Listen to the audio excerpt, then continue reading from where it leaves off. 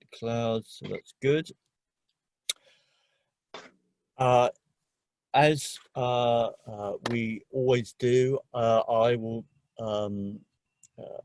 call for a few moments of silence. I shall say some words in Old Norse and English, light a candle. This won't go on for more than a minute, and we shall proceed. I shall be saying these to the north.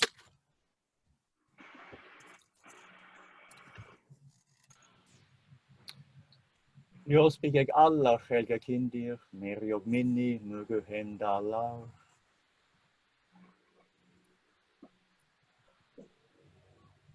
Helt kvöld tog helt kvöld sinir, helt natt tog nyf. Då röjde magom lite saker sinir och gav ett sitt runt om sikker. Alle eise för ausen i hälsa en fånget och fold. Maulig man vet givet också mer än tving, och likeness and the midden level. Brandy brenn und bruniner, funny kvekis da funna, mother of money versa of molecules until dalska after. Hail evening, and the sons of evening, hail night and her daughter. With unangry eyes, may you look down upon us and grant the ceasing victory. Hail the gods, hail the goddesses, hail the bountiful earth.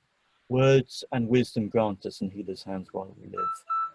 Flame is quickened by flame. A man from another man may become wiser, but from conceit may remain ignorant.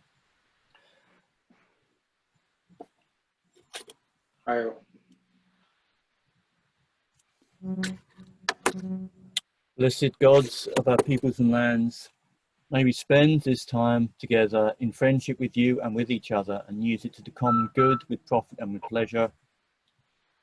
Hail Odin. Hail Odin. Welcome, Askr. Welcome, everyone. Apologies. Let's get on with the event. Askr, the floor is yours. I don't know how many people have read Polemos, which has only recently come out. I have, but it only recently. It only recently arrived, so probably most people haven't. So, sir, yeah, please speak. Thank you. Greetings for all from West Siberia. Here is 1.5 hours after midnight, and I'm glad to welcome all again. First of all, I want to thank Stead for inviting me to the stream to talk about pagan traditionalism and my book Polemos. And secondly, I want to apologize for my not perfect English language, but I hope the main points of my speech will be clear and understandable for the audience.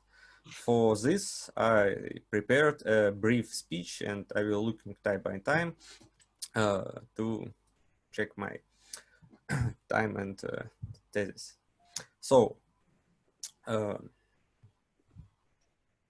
there is the first volume of my book Polemos. It is in 2 bands in Russia, and you can see the perfect picture of Perseus, a bronze statue made by Benvenuto Cellini, now located in Florence in Italy.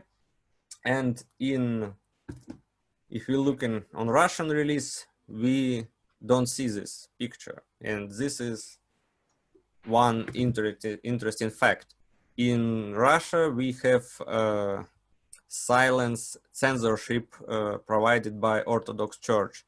And they have a special committee which checked all esoteric, pagan, and so on books. And my publisher gave me advice to not put Perseus on the cover of Russian book to avoid odd questions about promoting violence using his figure with sword and head in his hands. So this is this funny fact about release, and only in English the original idea of using this photo and this picture will be done. So and that's how the second volume in Russia looks. It's a little bigger than the first one, and this band, the second band, mostly dedicated to the different and entangled relationships between paganism and Abrahamic religions. Questions of metaphysics of sex, of course, including the frontal critique of postmodern feminism inside and outside modern paganism. And I also discuss different political theories affiliated with paganism today, all political spectrum, without some interesting facts from Russian Rodnovery in late Soviet period and modern and worldwide too. Mostly briefly, but with some fundamental points. Finally, the ending chapter of the second band dedicated to the multidimensional theme of right and left-hand path among main Indo-European traditions.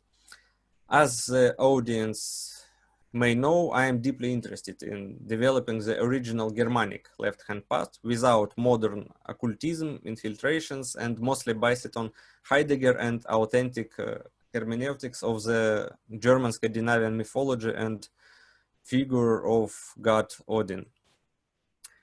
So, back to the Polemos book and Pagan Traditionalism. When I have begun working of the book in 2014, in the December of 2013, the last days of 2013, I found myself looking at paganism in the next situation. I discovered that modern paganism in Russia and in Europe, and in some places in America and India, for example, all of them have two directions, which can also be considered as two stages of its formations in our days. In places where we have so-called pagan revival or pagan reconstruction. The first direction, and in some sense the chronological stage, in the collection, revival, restoration, and reconstruction of pagan heritage. That is, in this direction, the reenactment, folklore, ethnographic, archaeological, and restoration components prevail. We are talking about the revival of forms of paganism, rituals, the collection of information about gods, traditions, glorifications, superstitions, architecture, embroidery, graphic culture, everyday life practices, history, and everything relating to these two information and data scripted by researchers, by Christian missionaries, and so on. Reconstruction, with small device to underline the re, another one, action. Reconstruction also adjoins this. That is the combination of well-known pagan heritage and the process of filling of gaps in it with the help of creativity or with help of translation of similar elements from the language of one tradition to the language of another. This is very, very, very clearly seen in the structure of Russian Rodnovery, of Russian native faith, when we have a lot of things translated from Vedic or from Hindu culture into the ground of Russian paganism. Sometimes they translated directly, and sometimes they translated in deeply level, on the level of concepts or level of ideas, not on the level of words of adaptation or transliteration of terms from Hindu Russian to Slavic languages. Although, of course, this process always has its errors, its mistakes. And this intensive process, which began in the 18th century and continued and rise to the peak in the 20th and 21st centuries,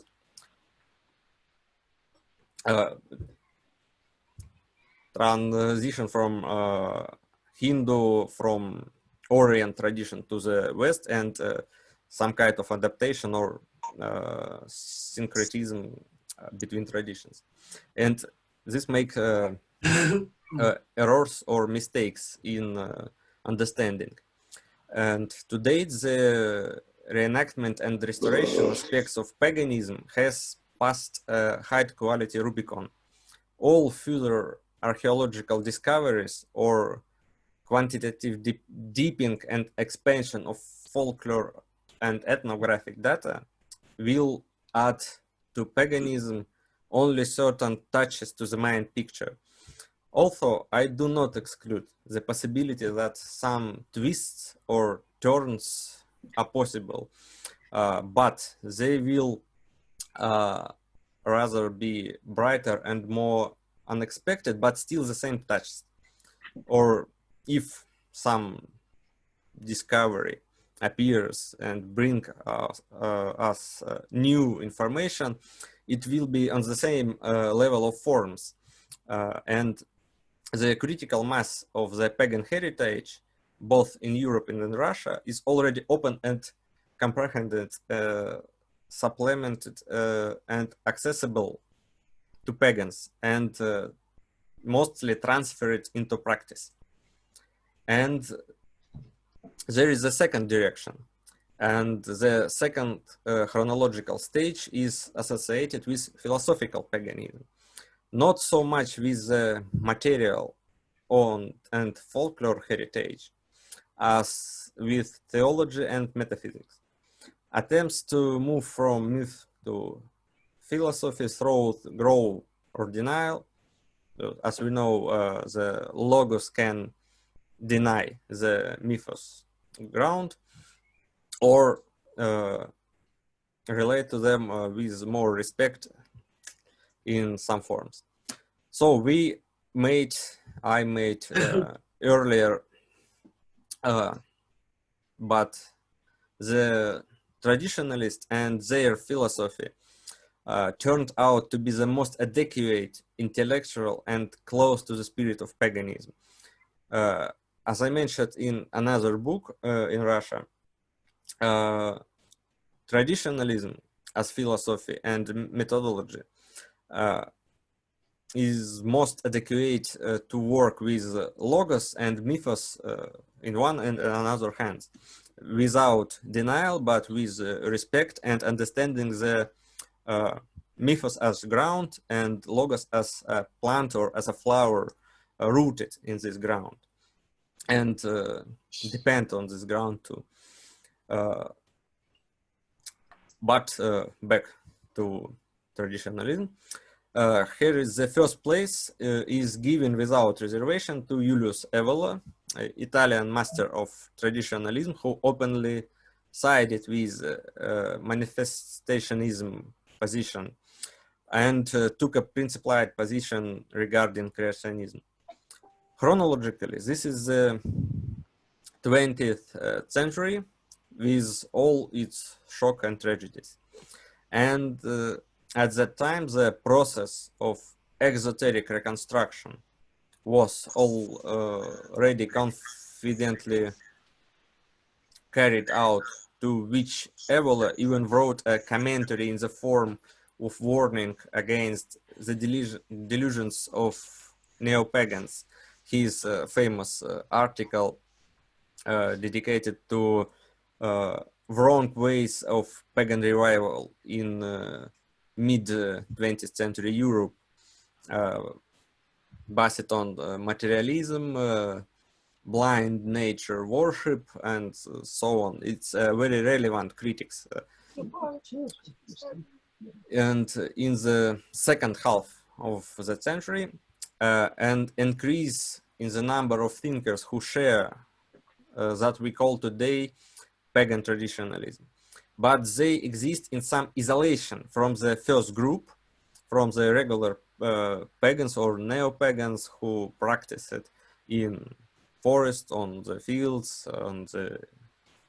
in the nature in whole, who were practices, not so much theorists or philosophers, but practice and build organization.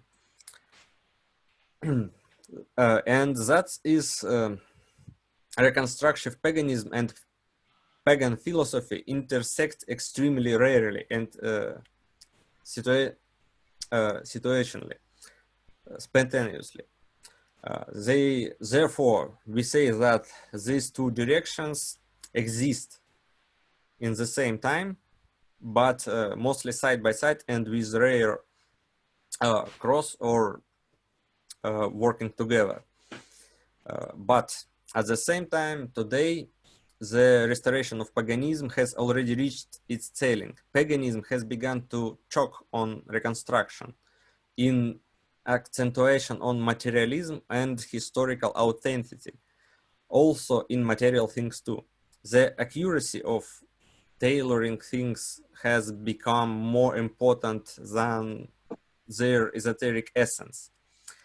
On the one hand, this situation, and on the other hand, in all its glory, the beginning of blooming and commercialization of paganism.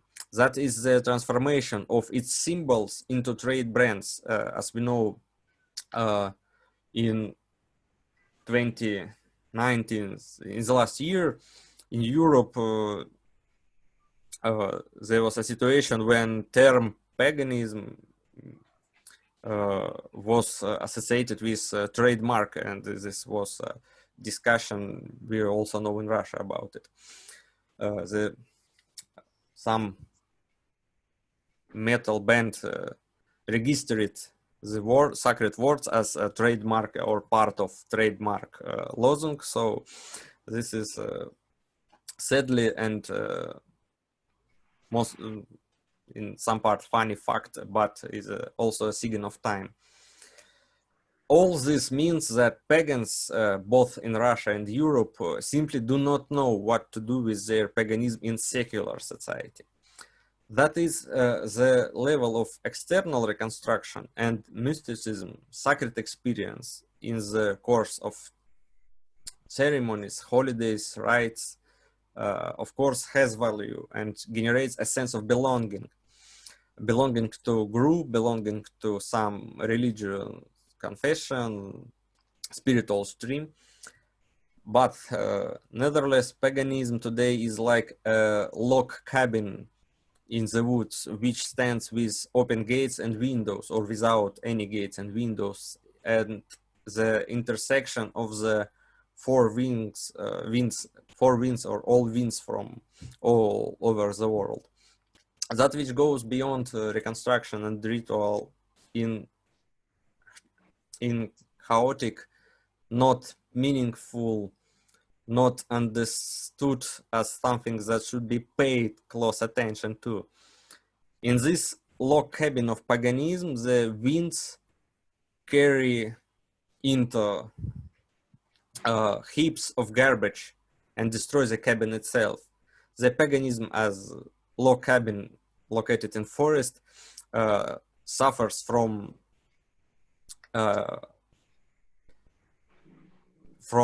without borders, without some methods can protect them from infiltrators of modernity and postmodernity, and from some new age infiltrators too. Therefore, the paganism of the first stage or direction is today in stagnation. There is no deep reflection, metaphysical understanding of what is what. One of my main thoughts, one of the most important tasks what I and my comrades trying to solve, it's to return to paganism a fundamental voice and entrust to paganism the solution of deep questions of being, of existence, and destinies of people, of ethnoses. Philosophy originated in ancient Greece and ancient India as a completely pagan thought. If we imagine the whole history as a watch dial when all historical time of all peoples, they were pagan. All history were pagan. And only the last 20-30 minutes before midnight did Abrahamism and atheism appears. The main thing for us is to pass the midnight point authentically as pagans in the center of our own identity. The principles and ideas laid down in my books and in Polemos and others were applied to Russian native faith on Russian ground, to Russian-speaking and English-speaking followers of the Asatru in Europe and the USA, to the situation of the Kalash people in Pakistan, for whom I wrote a small text of recommendations.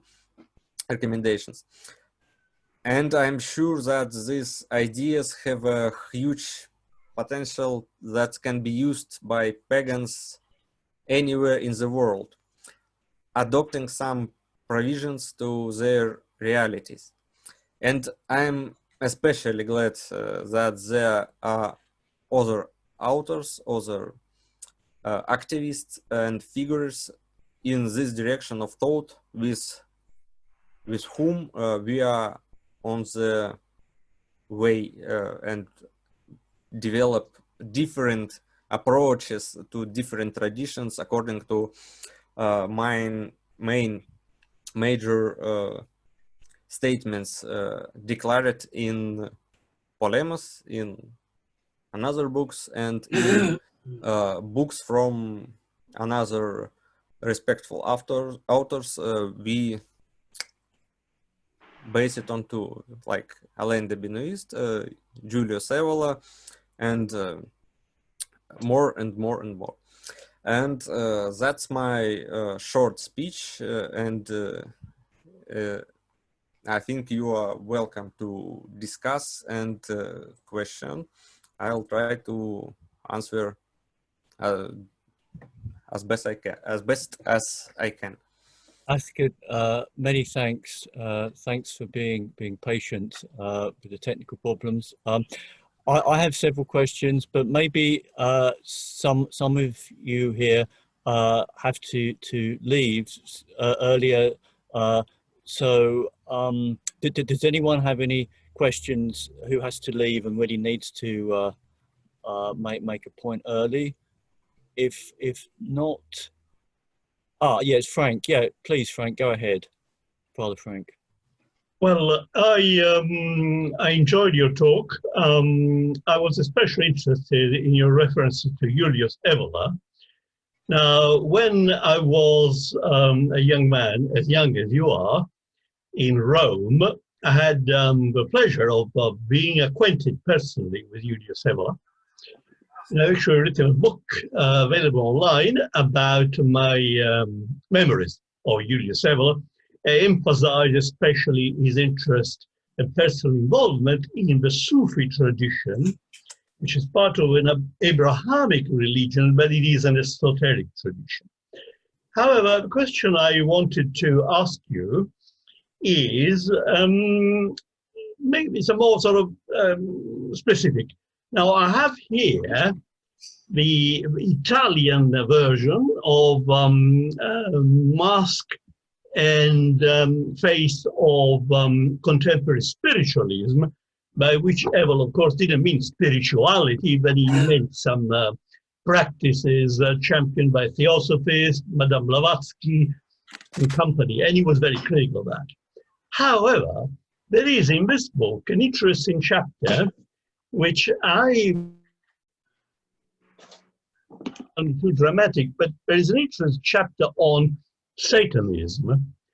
Now, it's a bit of a hodgepodge, and it mentions various elements of Satanism, particularly the case of Aleister Crowley, who was an English Satanist and also a spy, a secret agent. Well, there is a lot to say there.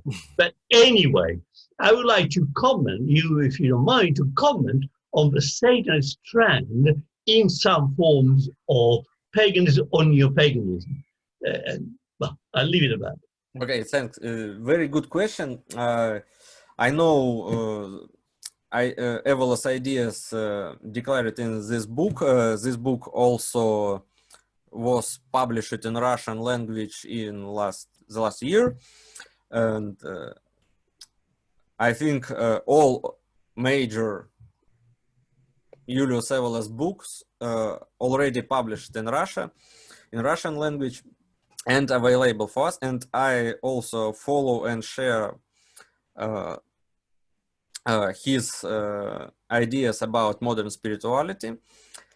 And in preface to the English Polemos by Richard Radgley, he also speaks about Evola, about Aleister Crowley. I also know 2 books about his life, and the question you asked me, I talk about it and I write about it in second band of Polemos in the chapter of the left-hand path. Of course, it's developed in Europe in the light of Crowley's work, but I hardly try to avoid all influences of Crowley and his followers in Russia or all around the world on paganism and my own view too. I cannot, I consider them as something deeply wrong and anti-traditionalistic. But in some transgressive insights, transgressive in meaning of French writer, sociologist Georges Bataille, in this light, of course, they may be interesting, but very accurate and remembering what Julius Evola talked about it, writes about it, and most of the core of Aleister Crowley's transgressive path, he took from Tantra, or something called Julius Evola have an article, The Left-Hand Path and the Dionysus.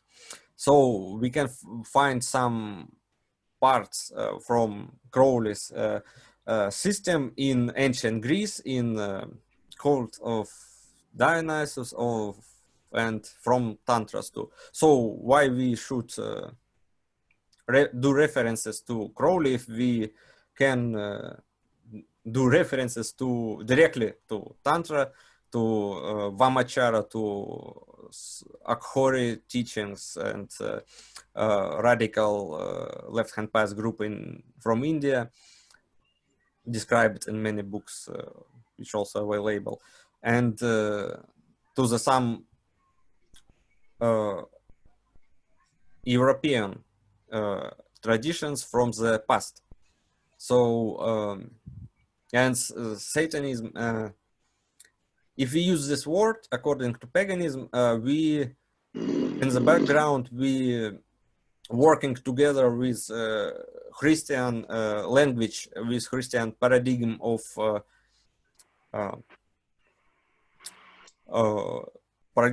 dividing world to Satan and divine part.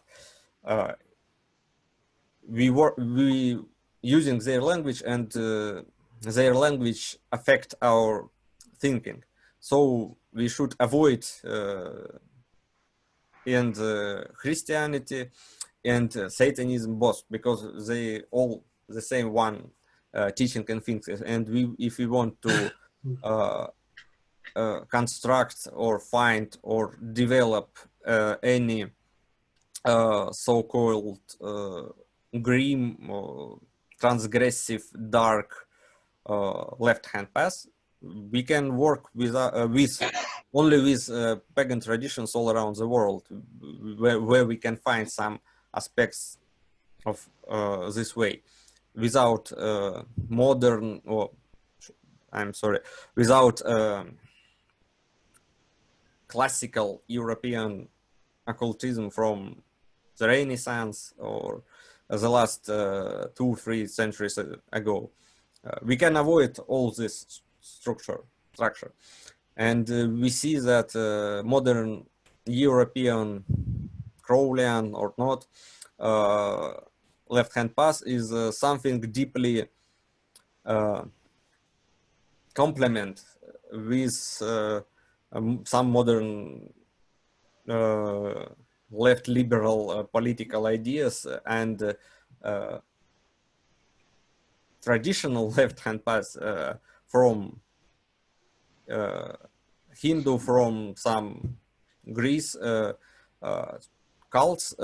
It's a different thing, and I'm glad that the left-hand path in Slavic Ragnaveri, Slavic native faith, for example, developed by Ilya Cherkasov or Volkh Velislav, Godi Velislav, in many books. It is a very different teaching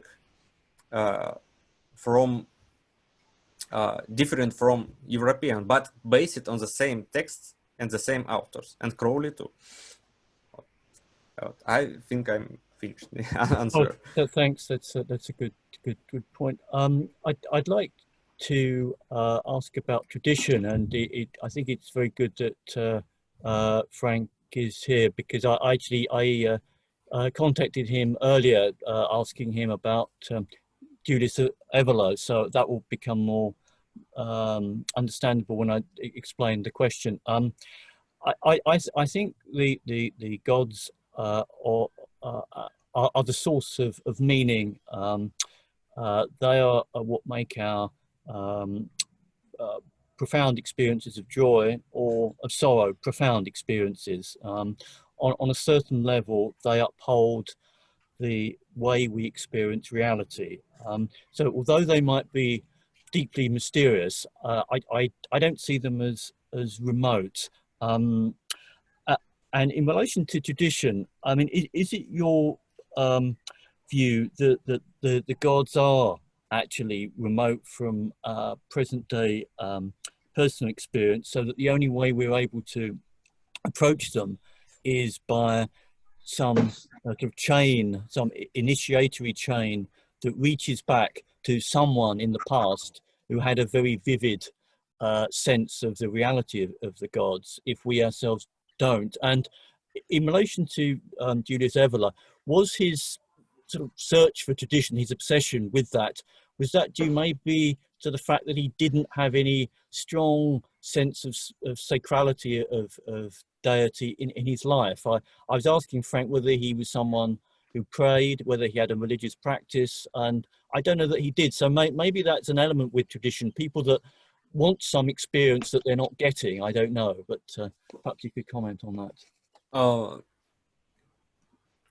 If I understand your question correct, you're asking about approaching to the gods by Julius Evola's position. The I mean, traditionalist without tradition is a famous definition about him. Yes, I'm right.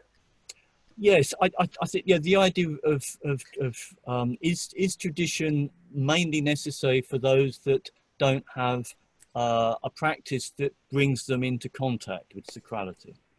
As Julius Evola wrote in his last book, Ride the Tiger, if some parts or some forms of tradition became not fire but became ashes, we can throw it. We can do not carry it on and further and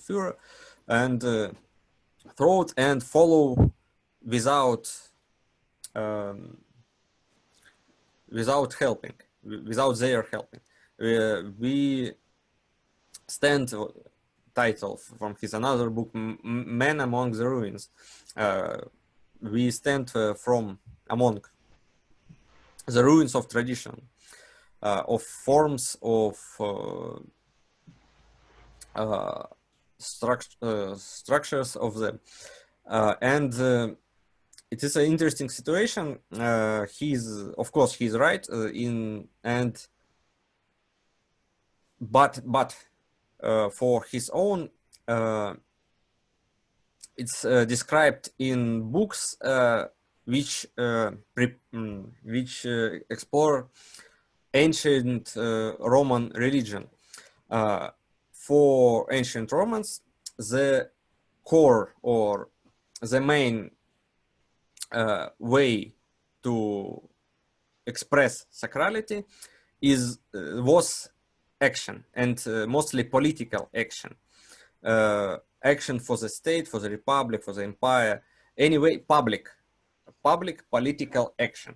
It was the first or main way to express sacrality. In some way, it's something like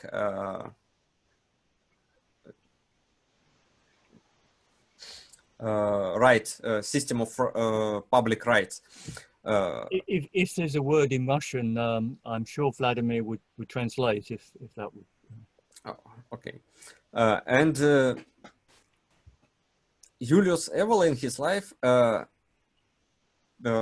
performs this this archetype, this way. He was a public politician. He was a public speaker, writer, teacher for the youth or for the Mussolini's state, for example. And by himself, he didn't call himself as an ancient Rome god's follower or something like that. He studied a lot of traditions, and it's okay to study different traditions, to write books about, but he didn't call himself as Roman pagan, for example, but he behaved and he acted in his life like ancient Roman aristocratic man.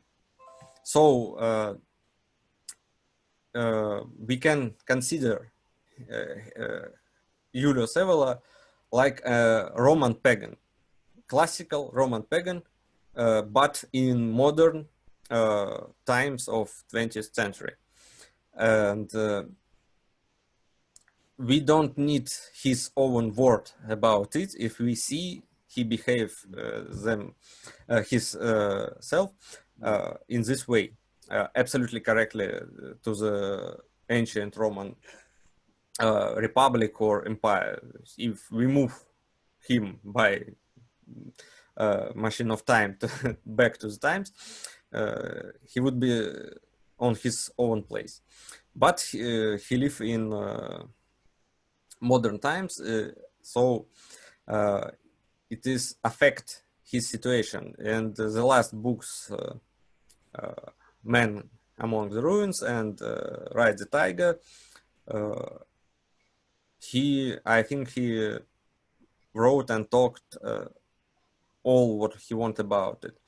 And yes, some forms of tradition died or dying in our eyes today. We see how it's going, but it is not a place to compromise with modernity. Some people can found it, or okay, tradition forms dying, so we can compromise with modernity. But Julius Evola and I and another authors, we think it is not a place to compromise, but it is a place to find another way. And this way is harder because it's a way without teachers, way without people who tell us where to go, how to behave. It is the strange situation in the tradition, but it is a regular situation in traditionalism. So can we approach the gods today? Yes, we can. And Julius Evola also develops the conception of self-initiation with golden chain by one ring, and in bottom you person, a man, and individual man, and the top of the ring is a divine nature. So you don't need the horizontal chain of tradition from priests, from aristocratics, from monks, or whatever. You don't need this horizontal line. René Guénon, he stands on for this line.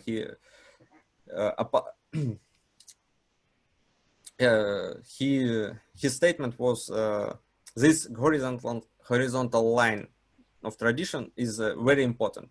Julius Evola said, no, it is not important. Important only one ring of this chain, of this golden chain. It's ring where you in the bottom and divine nature, or higher absolute reality, or higher level of being, in his words, and you can reach this directly.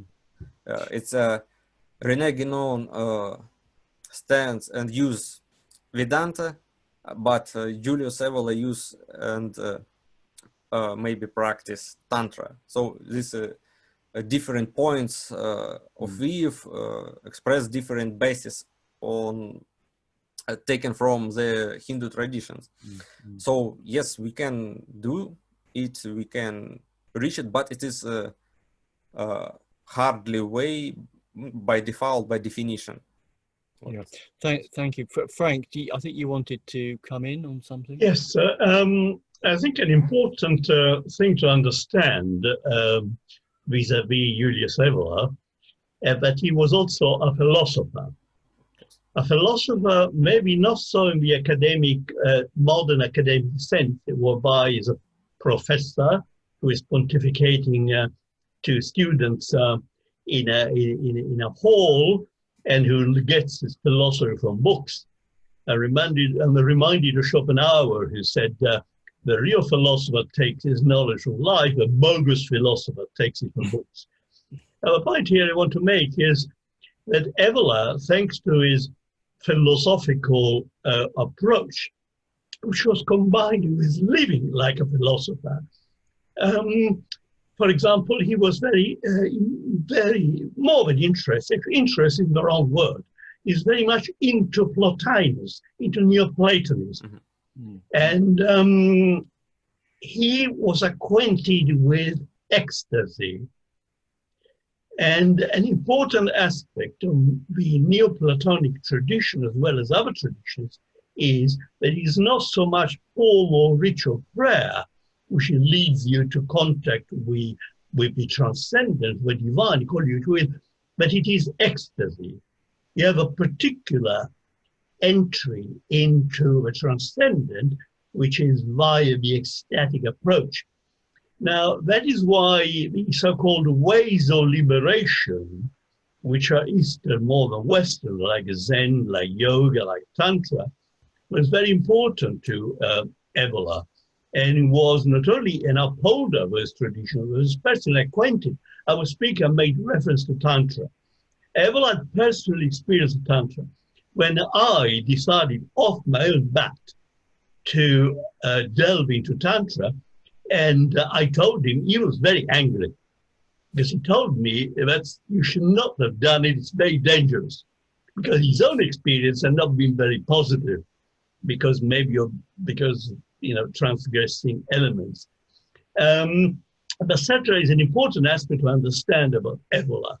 It was also a minor popularizer of Eastern religions called Alan Watts, whom I also knew, and he wrote in his book, The Way of Zen, about the ways of liberation, which are completely different from Western approaches, are more intellectually based already from books.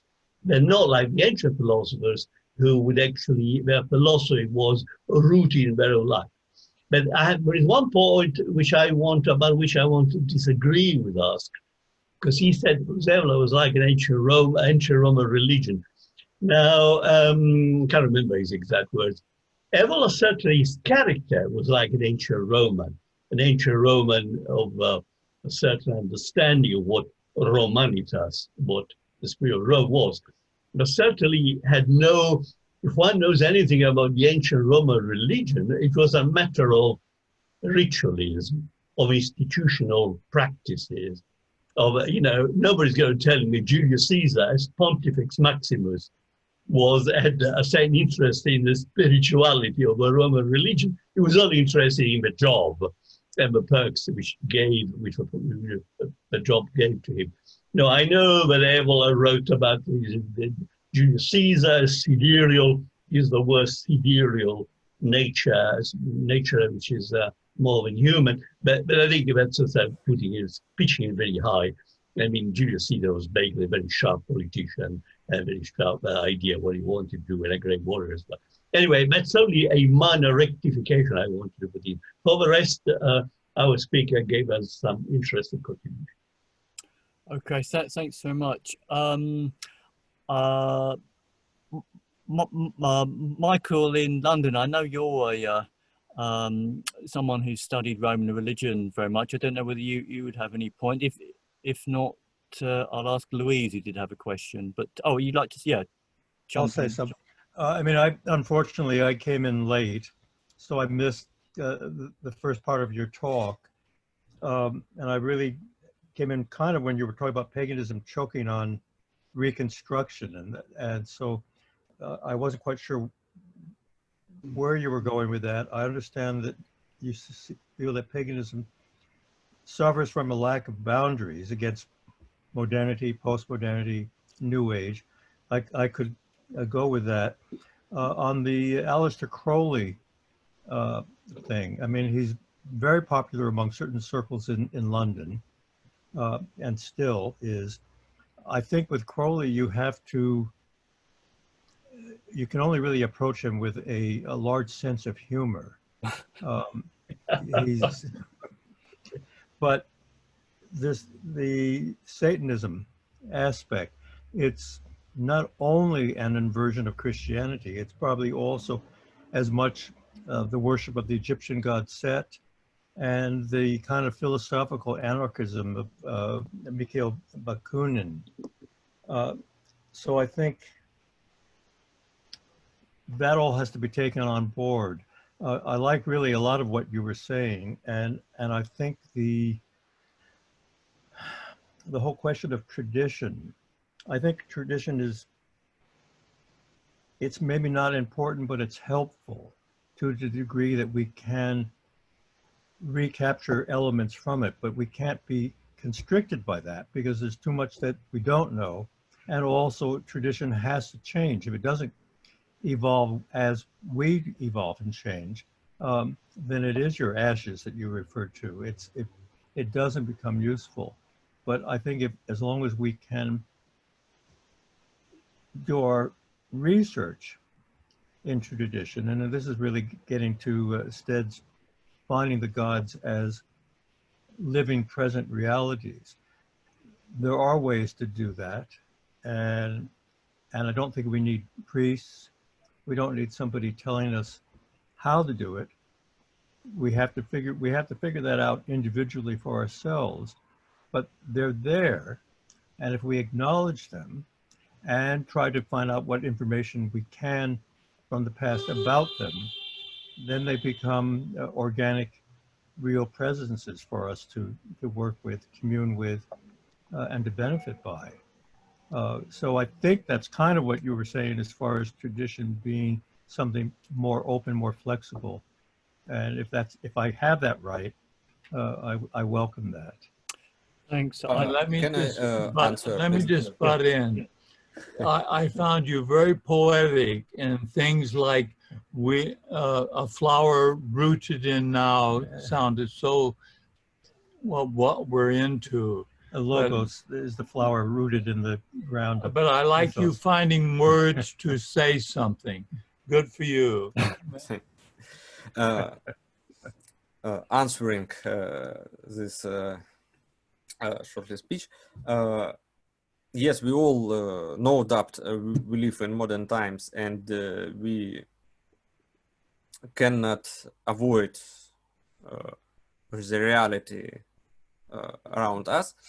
And American philosopher and writer Colin Cleary, in one of his books, I wrote 2 prefaces to his books in Russian.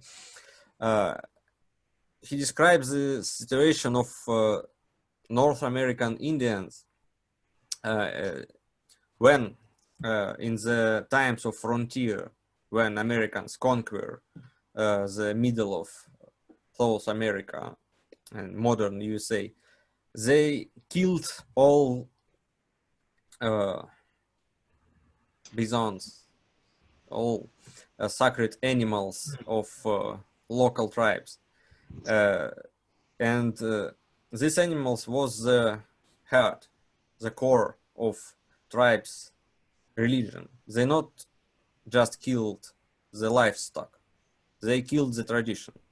And in this situation, local tribes found themselves without any sacred around them, and they find the another way.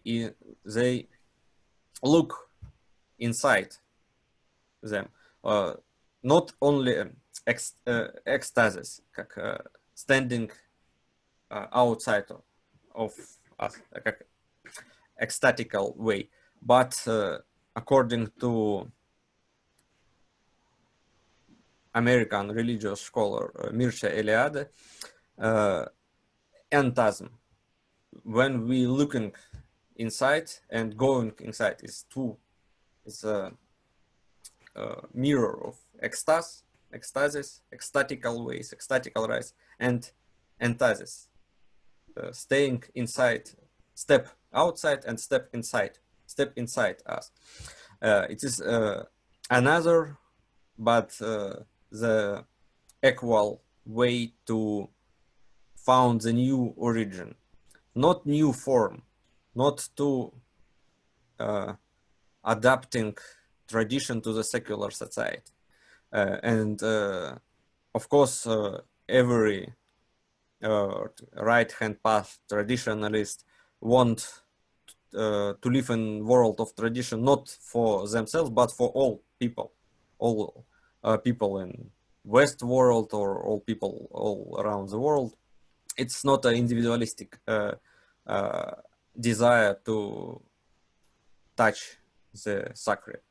So Indian tribes looks inside themselves, and in these times originated the cult of sacred drink made by local plants, the peyote, and they found another way to express the sacrality based not on sacred animal which were killed, but the sacred plant, and they developed the whole system based on this sacred drink.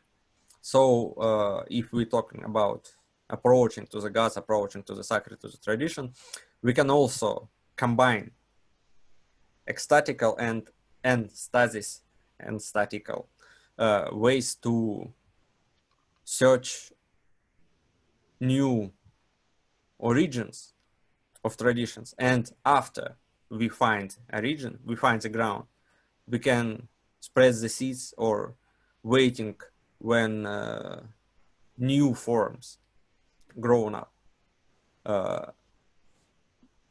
resume. First of all, find to the new original if it needed, but and secondly, forms comes after. And if we first of all trying to make forms, to invent forms, we may lose the core, and our construction will fall after we die, after our great teacher died, as we know many examples of when the rule person died and whole organization falls. So we should not repeat this experience, I think. Right, thank you. If I may, I'd like to try and give some voice to as many people as possible. Louise, would you like to give your question to slightly sort of, you know, shift the focus a bit? Yeah, you unmute yourself, please, Louise. Can you hear me now? Yeah. Well, this is all really quite further ahead than I am this evening. You know, I'm well, clearly that's true for all of us. That's a good thing, yeah. Oh, I mean, it's difficult for me to follow it all, really. But anyway, what I was saying was I was liking to know from where we stood. You know, all the religious traditions have the Kala Yuga, the end times, and all that sort of thing, which is supposed to be about now. So I was just wondering how they feel about that. You know, if they think it's probably following the Indian tradition, I suppose, which did have that thing in it, didn't it? So it does. I think we've got a few more years till the Kali Yuga finishes. But Askr, please, yeah. Could you please repeat a little bit louder? Yeah, don't hear all.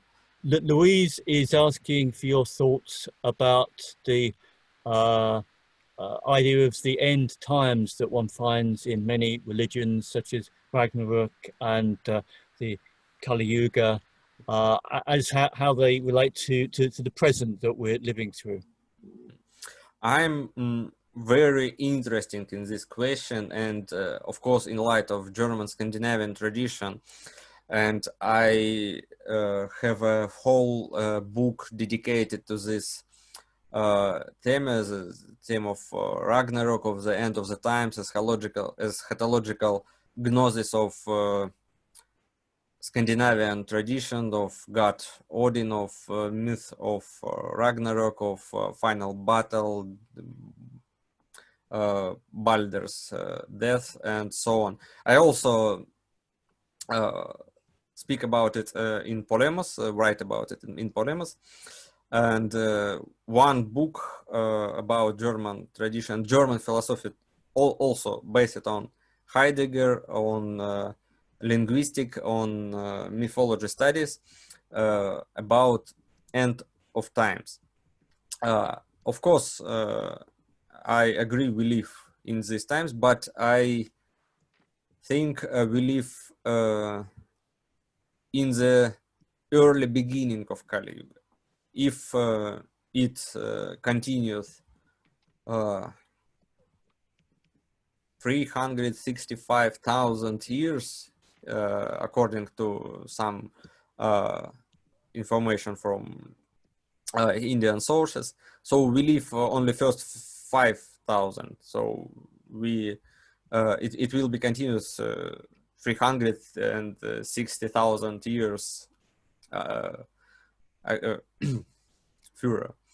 So we can find ourselves in very difficult existential situation. We know about ending of times, we know it comes, but we find ourselves is in early beginnings. So all what we see, or all what we know, all what we read from traditionalists, classical books, it's only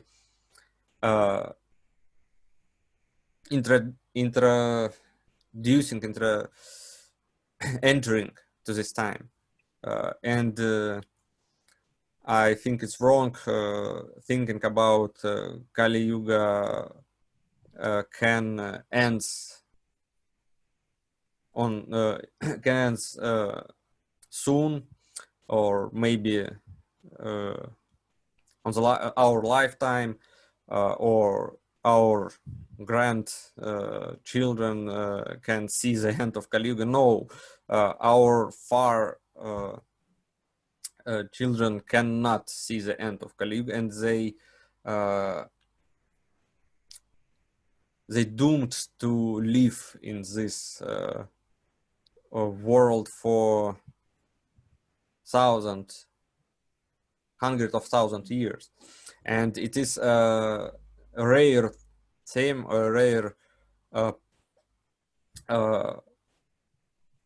rare thinkers write or think about the situation. Mostly they tell that Kali Yuga continues or it's around us. Yes, we know Kali Yuga around us from Hindu sacred text from 1,000 years ago. It's not news, it is old news, nothing original in this information. But the interesting question is how we should or how it's possible to live in this situation in the next times, in the next years and centuries. And it is a very hard question. Julius Evola writes a couple of books about how we can live or can find a way to live in the future which not belong to us, and where we cannot take a power back or bring tradition back to the live in whole. And I also now working on book in Russia dedicated to this theme too. It's one of the themes in my book, and not only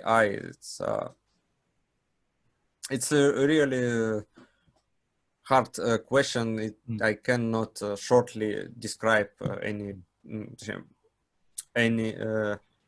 possibilities of how we can do it. Well, I think that's a perfectly good answer. I don't think that, I think some issues are so significant that there isn't necessarily a simple answer, and I think that is good. I think, sorry, Stead, in Riding the Tiger, Chevaucher la Tigre in French, Julius Evola provides some prescription how to cope with existence through the Kali Yuga. One has to read Riding the Tiger. Yes, but he, but he makes some mistakes maybe when he discusses about Heidegger or relativism conception of the scientific truth and so on. But mostly it's a very relevant work, of course. And I have an original Italian edition of his work, and I reread Russian release the last month, so special for working on my book. Yes, well, I mean, I'd rather err with Evola than be right with people who are far below him, but I'll leave that. Okay, well, that's good. So that's one thing to do, Louise. Maybe have a read of Ride the Tiger, and that will perhaps provoke some thoughts. So, Stead, may I throw something in there? I really do take slight exception to this idea that the Kali Yuga is just one block existence that I don't know how many 100,000 years it's supposed to be. It is comparable to the ages, geological ages, for example, the ice ages. There are variations within that, and I think one has to recognize that. I firmly believe we're entering a better period within the Dark Age, that it is before us, and I think it's very important to say that, because otherwise people will be entirely depressed. Could I just mention, as an upbeat point, Arkaryaji, the gentleman who spoke a few moots ago, who is totally kind of immersed in the Hindu tradition, says that there are golden ages within the Kali Yuga. Exactly, so there is, exactly. Yeah, there is something to look forward to. So that is important. Vladimir, I wondered, you know, as obviously you've got some knowledge of the Slavic world, whether you'd like to ask any particular question. Well, Slavic world, good question. Yes, I personally belong mostly to the Baltic and Scandinavian and German. So sorry for insulting you or putting you in the wrong box, Vladimir. Sorry. No. But maybe it would be interesting question to ask. How much do they use exactly the Slavic tradition? Because the Slavic tradition is very close to the German one. In certain way, and to the Baltic one as well, because they have the same historical and anthropological root. So, do you use any Slavic symbolism or any Slavic mysticism, especially just living in Siberia? You have like a wonderful nature and great powers, and probably another question: do you use any shamanistic like technique in your exercises? Okay, thanks. The supreme shaman of Russia, the head of Russian shamans, lived in the next city by me, and I need just 7 or 9 hours by car to visit him. I don't know him personally, but he's very close to me right now. And of course, Siberia is I live near to border. I live in Western Siberia, but in East Siberia, a lot of different kinds of shamanism exist. Khakasian, Altaic, Tuvinian, mixed with Buddhism, with some Kazakhstan, and so on, and further to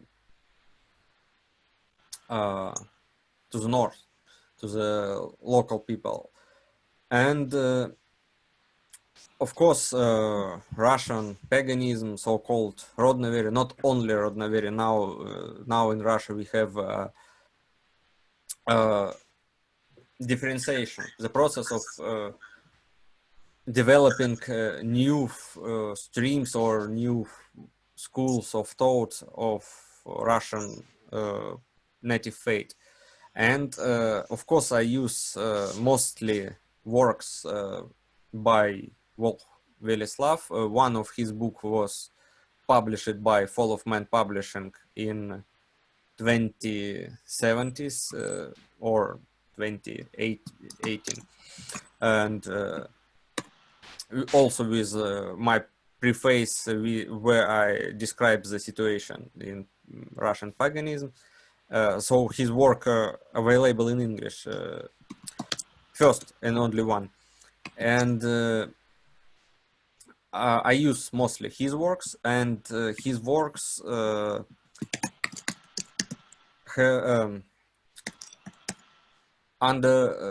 developed under the huge influence of European occultism and Hindu left-hand path tradition. He is an author who invented and developed the left-hand path in Russian Rodnovery, the original, fully original school of thought. And of course, I use it and I describe it in my second band of Polemos. And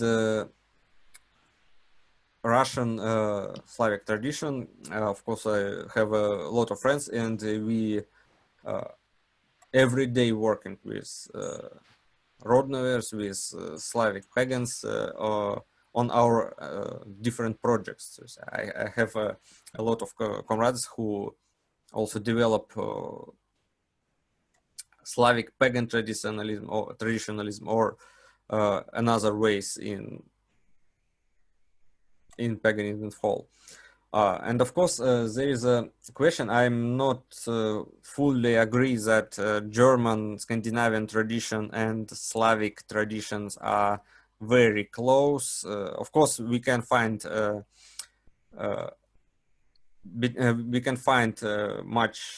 lot of similar things among different traditions. Some vertical hierarchy structure, gods, family of gods, functional structure of society of gods, and so on, described by Dumezil. But I think in the depths, the German tradition, it's a very unique thing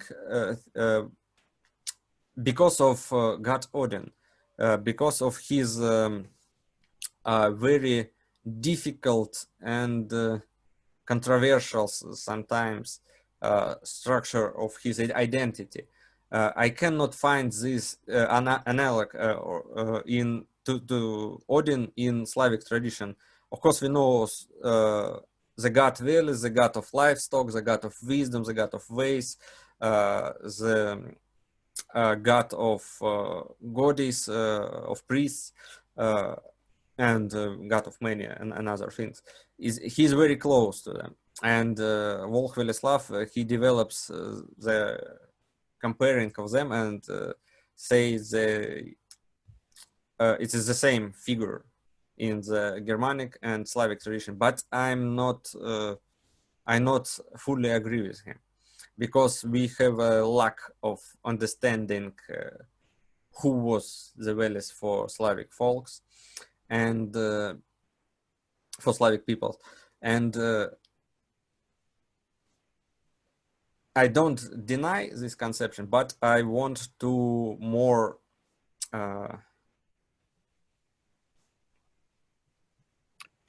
more arguments to establish to apologize. Okay. Well, yeah. Thanks very much. I think we'll think about winding down. I don't know whether Mick, you have any question, or Twyla or Renata?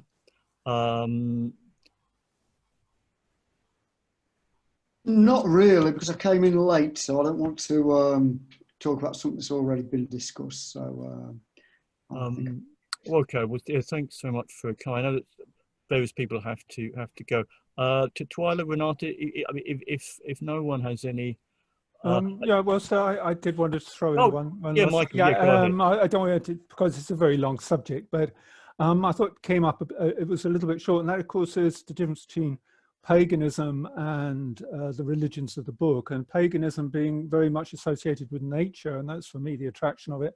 The very word pagan, kind of paysan, peasant, pais, country and everything, and heathen coming from Haida, from the German, from the heath.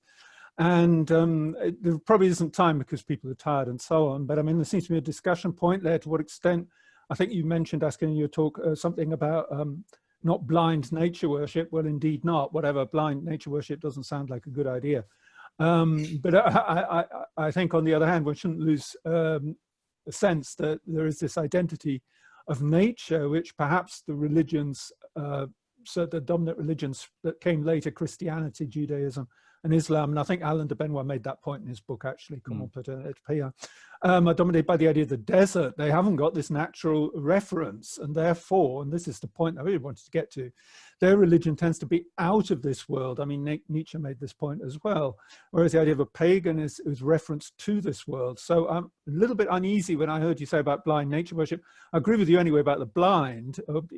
Nature worship, I'm not so sure that's such a bad thing, but we probably haven't got time to go into it in depth. And one second point, I think there's quite a complexity about the rejection or the idea of devil worship and Satanism. Christianity is often identified. First of all, Christianity is a little bit of a contradiction, because it says all these idols didn't exist, and then it identifies them as devils, as though they do exist. I mean, a classic, probably most English people know Milton's Paradise Lost, that quite a lot of the devils are old gods from the Phoenicians. I mean, Baal Moloch is the old, of course, the appalling god of child sacrifice and everything, of the Phoenicians, of the Semites. So Milton believed very much existed, wasn't a fiction at all, and he was a devil, and therefore Satanism often identified rightly or wrongly with old gods. Very, very difficult subject, a very difficult subject. But I think those 2 points that one should keep in mind, and perhaps, in my opinion, if I may say so, you could have highlighted a little bit more. No way that you could have gone into it in depth. Would be here all night, I think. But I just want to throw those things. Maybe I misuse the word blind. I mean, the regular pagans, of course, and pagans from early 20th century, they repeat some actions. They pray to the nature on the not without knowing of the depths. They follow the simply rules, simply rites, and they were blindly, not blind nature. Nature is our mother in our kind, the Mother Earth and the Sky Father, for example. Of course, it is belongs to this world, and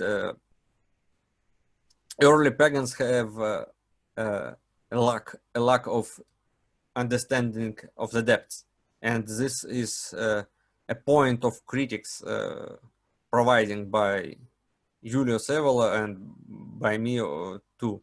So maybe this misuse. And yes, I agree about Satanism, about old gods became new demons, and the world and the word demon originated from Greek daimon. It's inner god. Of course, it's you absolutely correct in this way. The situation is more complicated. Perhaps I could just say something, Michael. The structure of paganism is most resemblant to nature in that, as a religion, as opposed to the Abrahamic religions, it has no beginning. It's kind of coextensive with the world, has no beginning and it has no end. And it throws out roots that lead to new trees coming off. And lastly, it has male and female in it. It has gods and it has goddesses, as does the natural world. And the Abrahamic faiths don't so much, you know, they really don't. So that is it is a very, its structure is like a natural entity. Anyway, I think that is quite well put. That yes. I think, yeah, maybe we should Twyla, you don't have anything to say before? I know I'm all right. Yeah. Well, one thing I would ask, Ed. Yeah, go ahead, please. I've been reading the book, and I thought it was an excellent critique of postmodernism. But would you think that the rhizomatic spread of postmodernism in the Atlanticist countries it's just you know, there's just such a state of decay that nothing's gonna, you know, we just can't get anything together here in terms of anything constructive. Could you please repeat this bad connection? Sorry. Yes, I was reading a book about the rhizomatic spread of postmodernism. Obviously, in the Atlanticist countries, such as Great Britain, there's been such degeneration of everything traditional that I was just wondering if you thought there was any hope for Western Europe, but specifically Great Britain and America and places like that. Not only in United Kingdom or United States, in Russia we have the same situation, and in Europe I was in Germany, I was in Greece, I was in Italy, and I see the same bad situation in decline of everything, I think. And there is several or few suggestions how to solve the situation or how to revive or restore or save what we have. And today, till and to today, I think one of the most interesting is the idea of, it's a very rare and radical idea declared by Finnish thinker and ornithologist and fisherman Karla Pentilin-Kola, and his ideology comrade from USA, Theodore Kaczynski. But they are very different, and none of them was a traditionalist. So their ideas need to be revived from the point of traditionalism, and this is what I'm working now. So their idea. No, I was going to say both of those authors specifically reject technology. Yes, and do you think that? Yes, the one of the possible ways, and I think it's very logically argumented way, is to totally revive and reject modern technology, industrial, post-industrial, virtuality, high-tech, IT society, and economically based society. And now I'm working on book about it, revive it from the right, so-called, and from the traditional position. And I hope I also translate some quotes, some short parts from the book. And I think their ideas, but view it from our point of view, review it and rethink it, and maybe correct it from our position, may be the one of the sad, or it is not a funny, happy, or sunny way to solve the problem. It is a hard way to solve the problem. And it's hard way, and Linkola described it very clear and fair for themselves too. So I think the times of Kali Yuga calls for the hard salvation, and if we read some if we read text from dedicated to goddess Kali, goddess Durga, from Shaktism school of thought and practice, we know that Kali appears and kill and destroy the countless masses of demons, of so-called asuras, or enslaved people, and so on. So rides the tiger, or Kali way in Kali Yuga, based on this figure, on this image, is to purification, full purification. Well, maybe that's a suitably climacteric and sort of somber image to leave on it. So thanks for the question. I will, as we do, I'll just close it formally.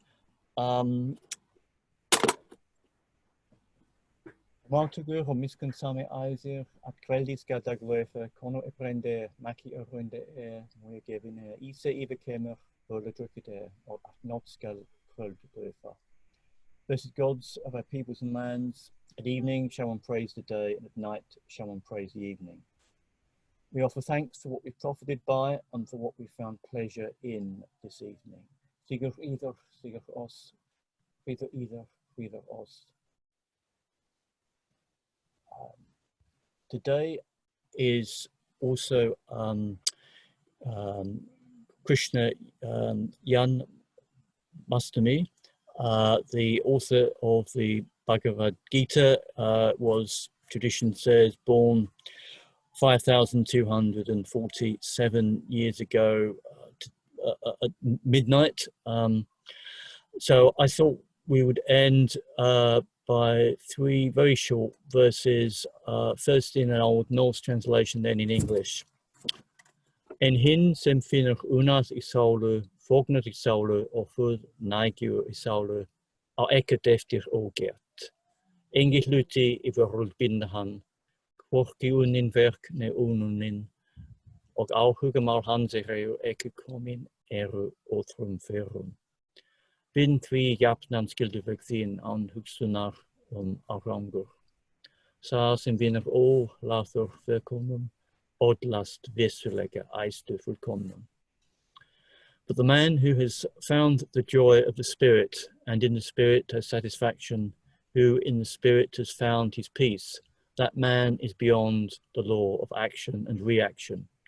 He is beyond what is done and what is not done. And in all his works, he is beyond any dependency. In liberty from the bonds of attachment, do thou the work to be done. Do it out of duty, for the man whose work is thuswise pure attains indeed the supreme. Vantu Vishwam Aryam, Gura Gurka Varilina Skulum, let us make the world noble. Hail Odin. Thank you, Askr, very much for your patience. Thank you, Michael, Mick, Vladimir, Michael in London, and Twyla for the rather rough beginning of it with the technical issue. Thanks everyone for persevering and asking such good questions and being a good audience. Wonderful. Well, I look forward to the next volume following Polemos, which is an excellent book. You know, it's not an easy book, but it's a very valuable read. So yes, I wish you well with your work as an author, and I hope we'll keep in touch and meet again in some form or other. Thank you. All right. Thank you for this meeting. I'm very glad to talk with people around the world and answer really good questions. Thanks a lot for all of you, and I hope we continue dialogues on other platforms too. Absolutely, thank you. All right, I'll say good night to everyone, and have a good evening. Bye bye. Thank you very much. Bye bye. Bye bye. Bye. Bye bye.